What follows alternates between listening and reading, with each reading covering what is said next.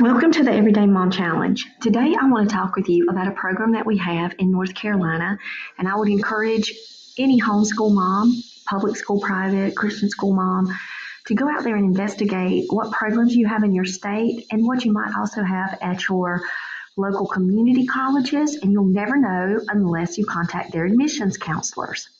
So, as you can tell, I'm on the North Carolina Public Schools website. You can just type in Career and College Promise, North Carolina, and you can get right here where I'm at.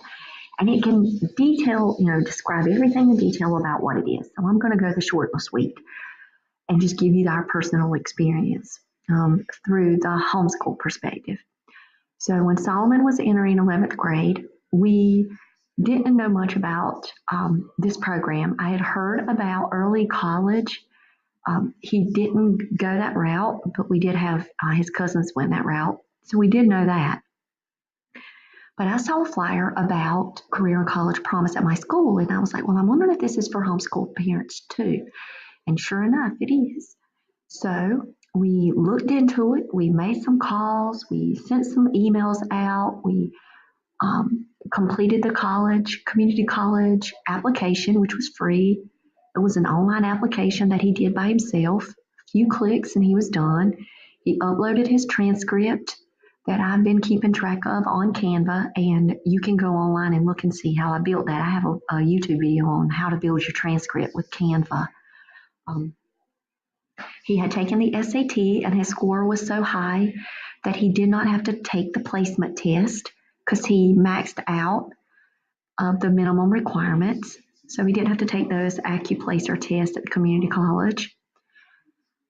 So within a couple of days, he was registered for fall classes. And we went through the list over and over, and we had my journal book beside me. And we started making lists of what were courses that he would be interested in taking.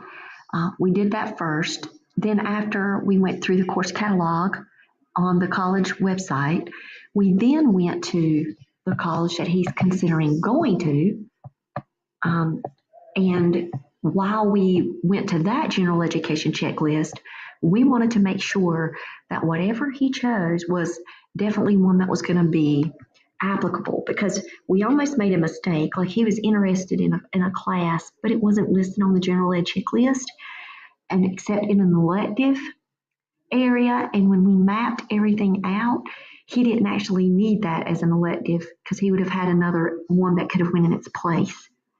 So I would say to really think ahead long term. So another thing that you can do is, if you're in North Carolina, right here on the side, do you see where it says allowance chart?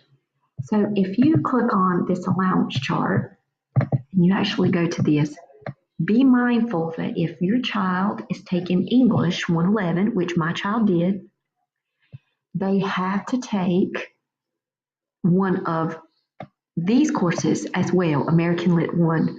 When he's taking English 112, he's got to take British Lit 1 as well after they're done. So for example, I know that sounded confusing what I just said, but so this fall, Solomon took English 111 as a junior, and he took Intro to Sociology. Well, in the spring, he's going to take, we only did 2 because he needed to learn how to organize himself, be self-directed, keep up with the, rigorous pace of college work, communicating with professors. So I didn't want to overwhelm him. But once he got a firm grasp on everything and it became routine and patterned for him, his confidence level rose, and he now wants to take 3 courses in the spring. Well, we already know that he's going to take English 112 because we're going to continue that English track so he can get those credits done. And he's also going to look at some more humanities. But I want to show you that it's necessary for you to understand that they're not going to, as a homeschool student either, they're not going to receive credit for that except as an elective unless they combine it with American Lit 1 for their junior, like what they would get as like English 3 in their junior experience in high school. And then British Lit is primarily taught senior year in high schools. So that's why it says English 4 here. So next year, his senior year, he's going to start off because you can't take American Lit 1 and British Lit 1 at a community college unless you have already completed 111 and 112. Or that's what I understand based on what I remember was looking. They had prerequisites. So we have to get those two out of the way first. So then in the fall of next year, his senior year, he's going to take American Lit 1, and then his spring semester of his senior year, he's going to take British Lit 1.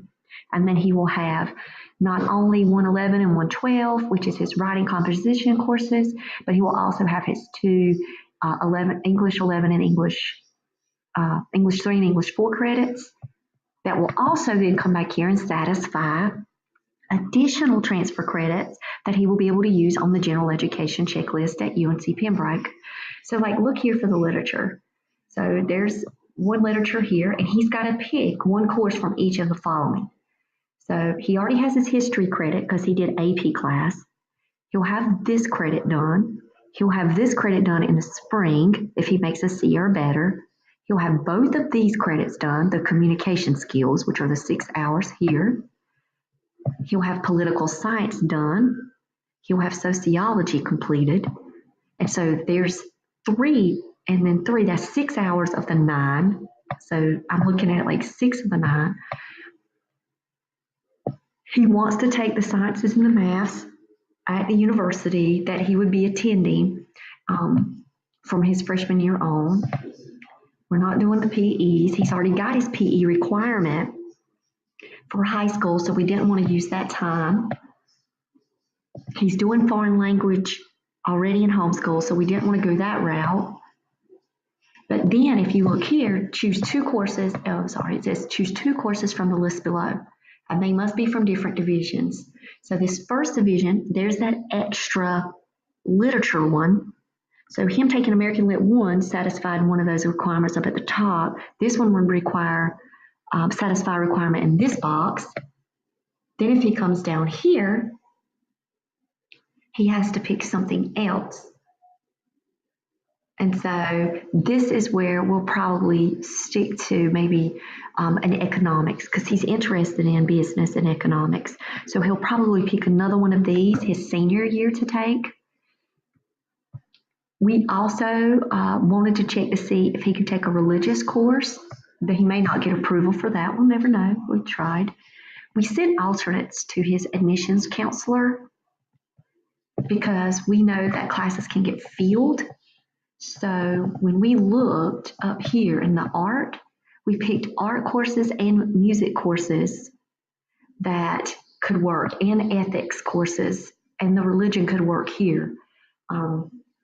So we gave alternates to the community college admissions counselor that's working with us as a homeschool family.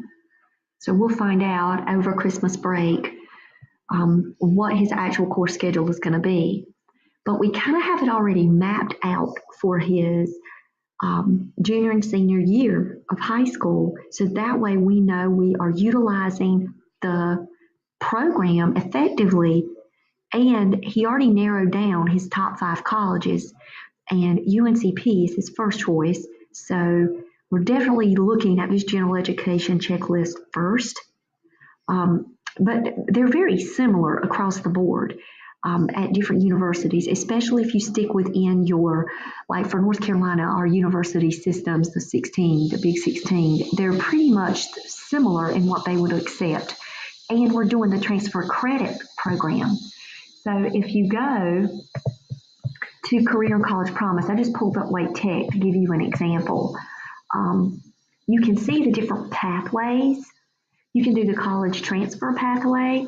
You can also do the career and technical education pathway, which I absolutely love because this gives students options to take EMT, welding, the medical assistant, so many programs, the electrician. And a lot of us, we can't do those things in homeschool as electives effectively, and we can use these type of pathway courses to help us provide access to our students to not only get the college credits, but to get the knowledge and skills that could help them in life. So if you've never heard about this program, thank me for it because it can be a life changer for your homeschool. Guys, I hope you have a blessed day. If you have any